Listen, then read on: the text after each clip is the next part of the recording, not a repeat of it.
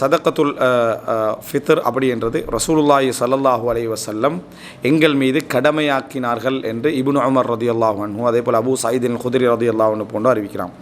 அதாவது ஃபரத ரசூல் ஸல்லல்லாஹு அலைஹி வஸல்லம் அவர்கள் கடமையாக்கினார்கள் அப்படின்னு வருது. இந்த ஃபித்ர் அப்படி என்று சொல்வது எதற்காக வந்தது அப்படின்னு சொன்னால் ஈதுல் ஃபித்ர், அதாவது நம்ம இஃப்தார் என்று சொல்கிறோமே, இஃப்தார் அப்படி என்று சொன்னால் என்ன, அதாவது பசியில் இருந்ததை நம்ம முறிச்சிடுறது. அஃப்தர அப்படின்னு சொன்னால் பசியில் இருந்ததை முறித்தல் அப்படின்னு அர்த்தம். இப்போ அந்த அடிப்படையில் தான் காலை சாப்பாட்டுங்க அரபில் சொல்லுவாங்க ஃபுத்தூர்ன்னு தான். ஏன்னா நைட்டு ஃபுல்லாக பசியில் இருந்து அப்படின்னா தூங்கி எழும்புகிற டைமில் முதலாவது சாப்பிட்றதுனால ஃபுத்தூர்ன்ற. நம்ம இங்கிலீஷில் என்ன சொல்லுவோம், பிரேக்ஃபாஸ்ட். ஃபாஸ்ட்டை என்ன செய்கிறது, முறிச்சுடுறது தான் பிரேக்ஃபாஸ்ட், காலை உணவு. அதே மாதிரி தான் அரபுலையும் ஃபுத்தூர்ன்னு வச்சுக்கிறான். இது மாதிரி பகலில் நோன்பு நோட்டுட்டு நம்ம மகரிபுடைய நேரத்தில் நோன்பை முறிப்பதனால அதுக்கு பேர் இஃப்தார், அதை வந்து ஃபுத்தூர் அப்படி என்று சொல்கிறதுக்கு அதுதான் காரணம். அடுத்தது அப்படி என்னென்னு சொன்னால் நம்ம 30 நாள் நோன்பு நோட்டு விட்டு அதோட நோன்பை என்ன செஞ்சிடுறோம், விட்டுடுறோம். அதுக்கு பின்னால் ஃபித்ர் அப்படின்னா நோன்பை முறித்து விட்டோம், 30 நாள் நோன்பை என்ன செஞ்சிட்டோம், முறித்து விட்டோம் என்பதனால ஃபித்ர். அதனால தான் ஈதுல் ஃபித்ர். எனவே இஃப்தார் ஃபுத்தூர் இதெல்லாம் என்ன, அதாவது ஒரே அடிப்படையை கொண்டது. இந்த அடிப்படையில் அதாவது ஈதுல் ஃபித்ர் அப்படின்னு வரக்கூடியது வந்து அந்த நோன்பை முறித்தல். 30 நாள் நோன்பை நம்ம முறிச்சிடறேன்னா இதுக்கப்புறம் நம்ம பிடிக்கிறது இல்லை, 30 நாள் தொடர்ச்சி முடிஞ்சுது. அடுத்தது நம்ம அதாவது அன்றைய நாள் நோன்பு இல்லாமல் இருக்க போகிறோம் என்றதுனால ஃபித்ர் என்ற பேர் என்ன செய்யுது அதுக்கும் வருது. இஃப்தாருக்கு என்ன பேர் வருதோ அதே மாதிரியான ஒரு பேர் அதுக்கும் என்ன செய்து வருது. இப்போ இந்த அடிப்படையில் நம்ம எடுத்துட்டோம்னு சொன்னால் அதாவது ஈதுல் ஃபித்ர், அதே போல் அந்த ஃபித்ருக்காக நாங்கள் கொடுக்குற சதகாத்துல் ஃபித்ர், அதை ஜக்காத்துல் ஃபித்ருன்னு என்ன செய்வார்கள் சொல்வார்கள். காரணம் சதக்கா ஜக்காத் என்றது மாறி மாறி குர்ஆன் ஹதீஸில் ஒவ்வொன்றுக்கு என்ன செய்யப்படும், பயன்படுத்தப்படும் என்பதனால ஜக்காத்துல் ஃபித்ர் அப்படின்னும் சொல்லப்படுகிறது என்பதை பார்க்குறோம். அது நம்ம தமிழுடைய வளமையில் ஃபித்ரா, தமிழுடைய வளமையில் என்னது ஃபித்ரா அப்படின்னு என்ன சொல்கிறோம். உண்மையிலே அது ஃபித்ரா அல்ல, ஃபித்ர் வழங்கிட்டா ஈதுல் ஃபித்ர். ஃபித்ராண்டா இயற்கை, ஃபித்ரா அப்படின்னு சொன்னால் இயற்கை. அதனுடைய அரபு வளமையை பொறுத்த வரைக்கும் ஃபித்ர், ஈதுல் ஃபித்ர், சதகத்துல் ஃபித்ர் அப்படி தான் நம்ம என்ன செய்ய வேண்டும், சொல்ல வேண்டும். இதை ரசூலுல்லாஹி ஸல்லல்லாஹு அலைஹி வஸல்லம் அவர்கள் கடமையாக்கினார்கள் அப்படின்றது தெளிவாக இப்னு உமர் ரலியல்லாஹு அன்ஹு ஹதீஸில், அபூ சயீத் அல்-குத்ரி ரலியல்லாஹு அன்ஹு ஹதீஸில் எல்லாம் வருகிறது. அடுத்த மூன்றாவது என்ன அப்படின்னு சொன்னால் ரசூலுல்லாஹி ஸல்லல்லாஹு அலைஹி வஸல்லம் இதை யார் யாருக்கு கடமையாக்கினார்கள் அப்படி என்றால் முஸ்லீமாக இருக்கக்கூடிய ஒவ்வொருக்கும் கடமை, முஸ்லீமாக இருக்கக்கூடிய ஒவ்வொருவருக்கும் இந்த கடமை என்பது உண்டு.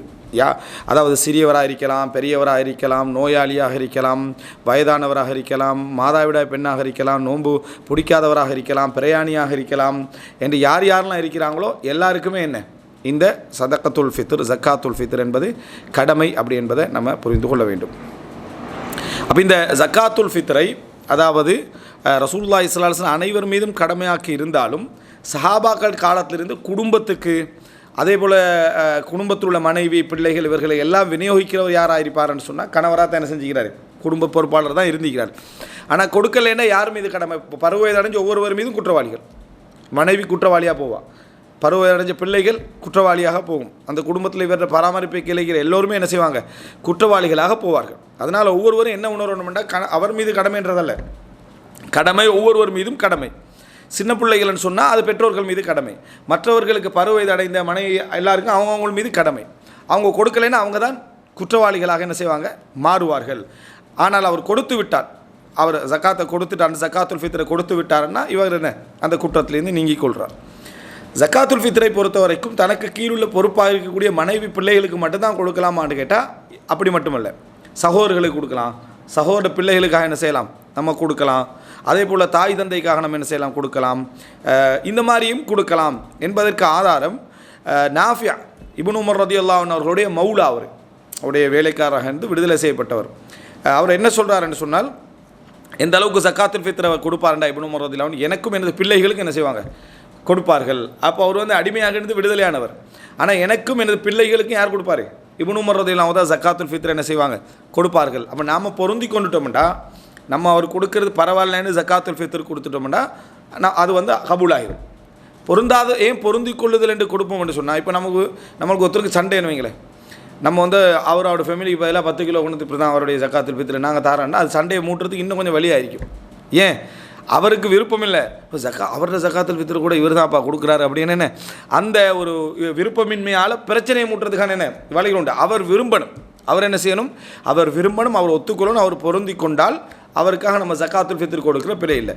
அதனால தான் நம்ம ஊரில் வைக்கிறோம், நண்பர் சொல்கிறார் இங்கே என்ன செஞ்சுருங்க ஜக்காத்துல் ஃபித்ர் கொடுத்துருங்காண்டு. அப்போ நாங்கள் என்ன செய்கிறோம், ஜக்காத்துல் ஃபித்ர் அவருக்காக என்ன செஞ்சிடறோம், கொடுத்துட்றோம். அவர் பொருந்தி கொள்கிறாரு.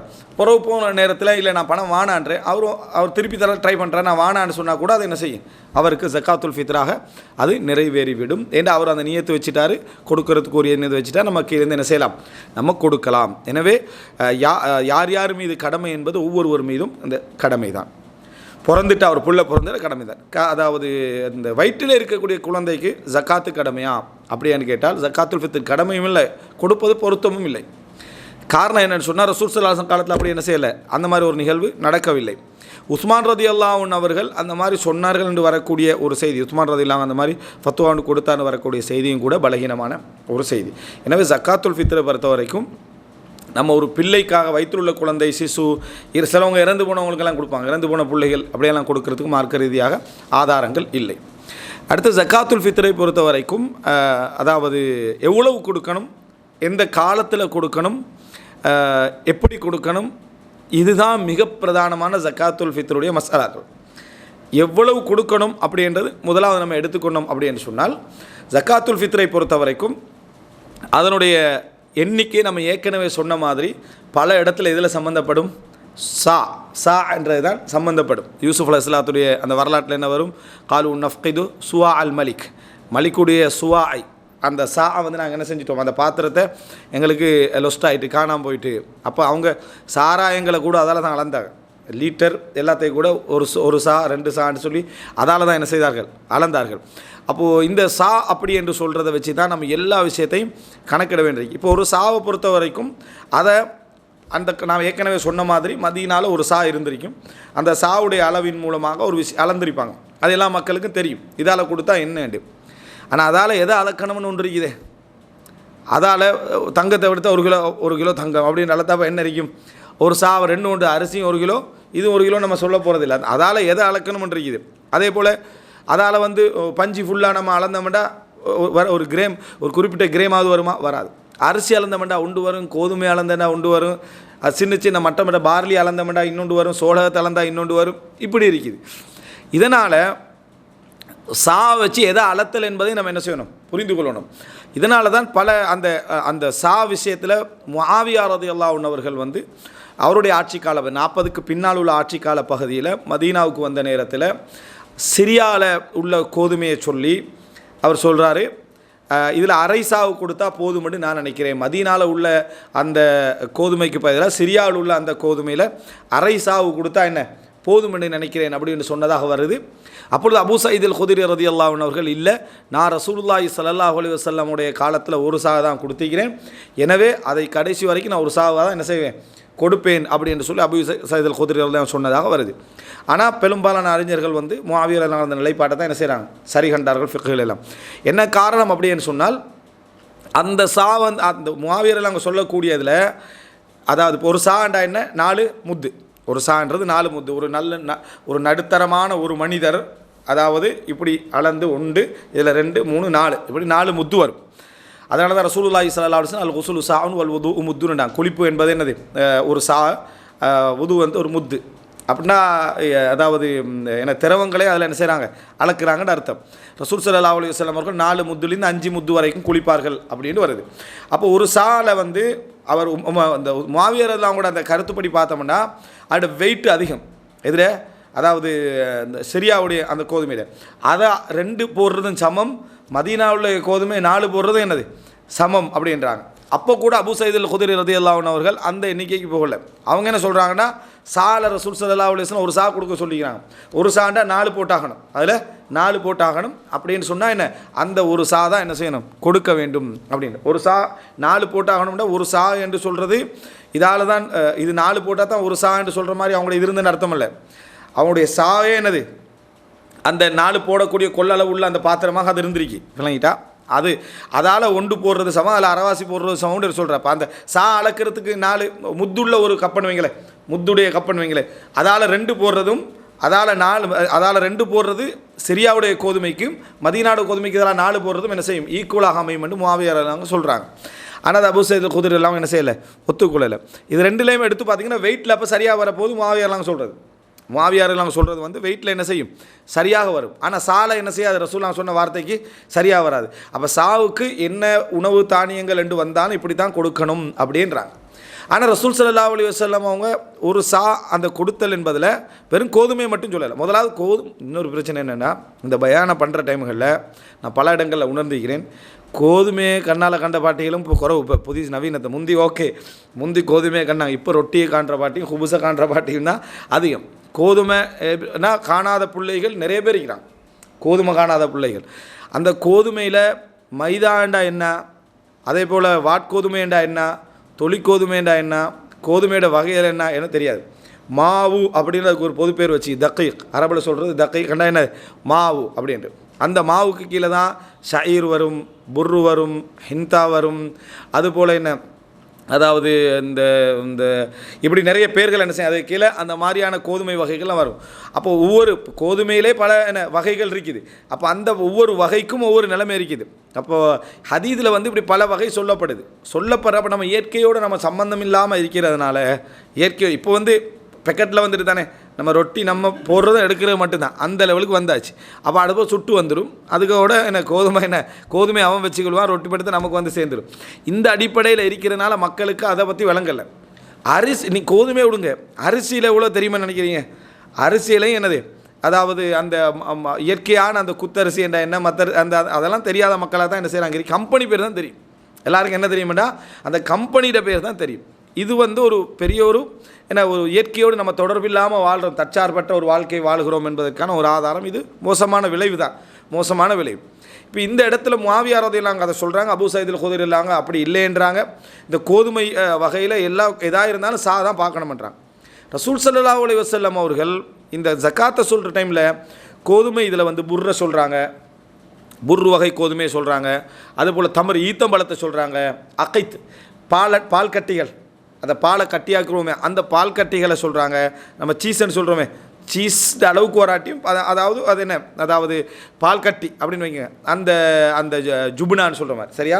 இவைகளை ரசூல் ஸல்லல்லாஹு அலைஹி வஸல்லம் சொல்கிறாங்க, இதெல்லாத்தையும் சொல்கிறாங்க. அதனால் இமாம் இப்னு ஹஜர் அஸ்கலானி என்ன சொல்கிறாருண்டா, அந்த ஒரு சாகுக்குள்ளே இதெல்லாம் இடையில சமமாக இருந்திருக்க வேண்டும்.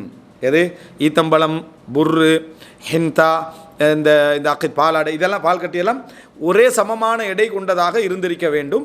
இந்த அதாவது முஆவியா ரலியல்லாஹு அவங்க சொல்லக்கூடிய அந்த மாவு வகை வந்து என்ன அதாவது வித்தியாசமான எடை கொண்டதாக அது இருந்திருக்க வேண்டும் என்று தெரியுது. ஏன்னா முஆவியா ரலியல்லாஹு அப்படி சொல்ல வாய்ப்பில்லையே, அந்த டிஃபரெண்ட் என்ன செய்ய தெரியுது.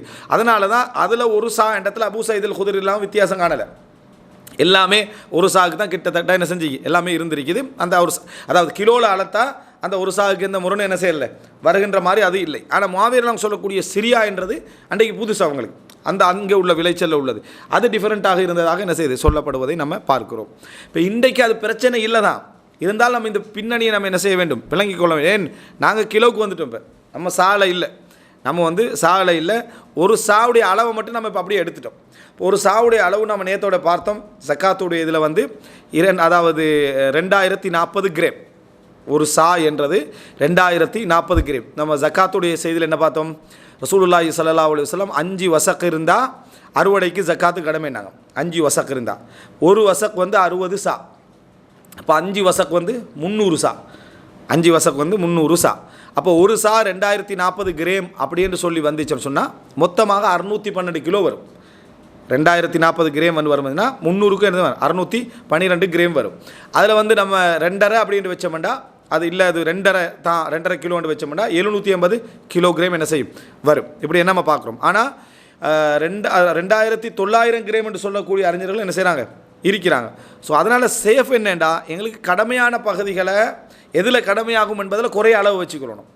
குறைய அளவுன்னு நம்ம எடுத்து 2040 எங்களுக்கு கடமையாகிரும் அப்படின்னா 612 கிலோலேயே நம்ம என்ன செய்வோங்க ஜக்காத்து கொடுக்க ஆரம்பிப்போம். ஜக்காத்துடைய சட்டங்களில் அறுவடையில் கொடுக்குற பொழுது ஒரு சா கொடுங்கன்னு வந்தால் அதில் கூடிய மட்டும் வச்சுக்கினா கூடுதலாக கொடுக்கலாம், ஒரு கூடிய மட்டும் வச்சுக்கோன்னா கூடுதலாக கொடுக்கலாம். அதனால் 2900 கிராம்னா ஒரு 3 கிலோ என்ன என்று நம்ம வைத்தோம் என்று சொன்னால் 3 கிலோ கொடுப்பது சிறப்பு. இல்லை ஒரு அதலுல் அக்வால் ஒரு நடுநிலையான ஒரு கருத்தாக நம்ம எடுப்பதாக இருந்தால் 2.5 கிலோ ஒரு 2.5 கிலோ. அதனால தான் எல்லா மக்களுக்கு மத்தியில் என்ன ஒரு 2.5 கிலோ அப்படி என்று சொல்வதற்கான காரணம் அதுதான்.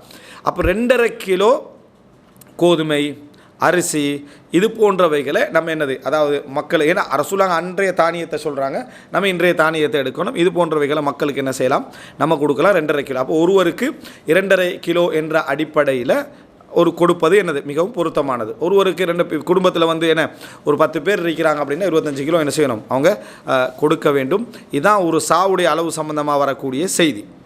இரண்டாவது அம்சம் என்னென்னா, எதை கொடுப்பது, எவைகளை கொடுப்பது என்பதில் ரசூல் ஸல்லல்லாஹு அலைஹி வஸல்லம் நான் சொன்ன மாதிரி கோதுமையை சொல்லிக்கிறாங்க, ஈத்தம்பழம் சொல்லிக்கிறாங்க, பால் கட்டியை சொல்லிக்கிறாங்க, சில இதுகளும் துரா என்று சொல்கிறாங்க, அதாவது சோளம், அதை சொல்லிக்கிறாங்க. இவைகளை என்ன செய்யலாம், உணவாக கொடுக்கலாம் அப்படின்றாங்க. ஆனால் அதை சாப்பிட்றவங்களாக இருக்கணும்.